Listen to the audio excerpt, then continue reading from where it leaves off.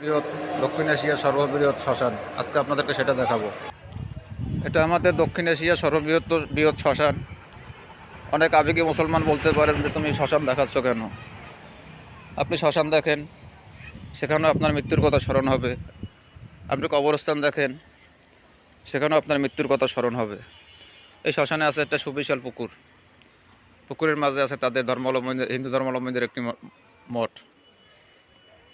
পুকুরের পাড় থেকে শ্মশানে যাওয়ার একটি রাস্তা। এরপরে একটি গলি আছে শ্মশানে যাওয়ার। আপনাদেরকে সেখান থেকে কিছু মঠ দেখাবো। আর সাথে সাথে আপনারা স্মরণ করুন, চাই হিন্দু হন, মুসলমান হন, বৌদ্ধ হন, খ্রিস্টান হন, প্রতিটা প্রাণীর মৃত্যুর স্বাদ গ্রহণ করতে হবে। এখানে যারা আছে সবাই একসময় জীবিত ছিল, আজকে তারা মৃত্যুবরণ করছে। অতএব আপনারও মৃত্যুবরণ করতে হবে, আমারও মৃত্যুবরণ করতে হবে।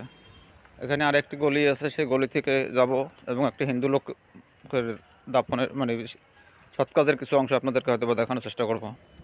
এখানে একটি টিন শেড চুলো দেখাবো আপনাদেরকে, যে চুলোর উপরে হিন্দু ধর্মাবলম্বীদের লাশগুলোকে রাখে। এইখানে লাশ রাখে, নিচে লার্কি দেয়, এরপর মুষলধারায় জ্বলে।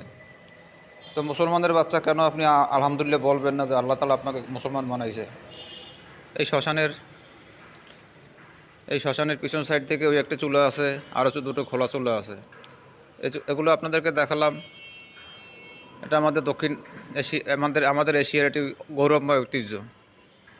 এখানে কেউ ধর্মীয়, আমার এই ভিডিওটা দেখে কেউ ধর্মীয় অনুভূতি নিয়ে কথা বলবেন না, কারণ আপনার ধর্ম আপনার কাছে, আমার ধর্ম আমার কাছে। বাংলায় আমরা মুসলমান, হিন্দু, বৌদ্ধ, খ্রিস্টান সবাই একাত্রে বসবাস করি, কিন্তু নামে আমরা মুসলমান, ধর্মীয় কাজ করি না। তারপরে এটা যেহেতু আমাদের বরিশালের একটি ঐতিহ্য, তাই আপনাদেরকে এটা আমি ঘুরিয়ে ফিরিয়ে দেখানোর চেষ্টা করলাম। ভিডিওটা একটু লম্বাই করলাম, কারণ এটা অনেকের কাছে স্মৃতি হয়ে থাকবে।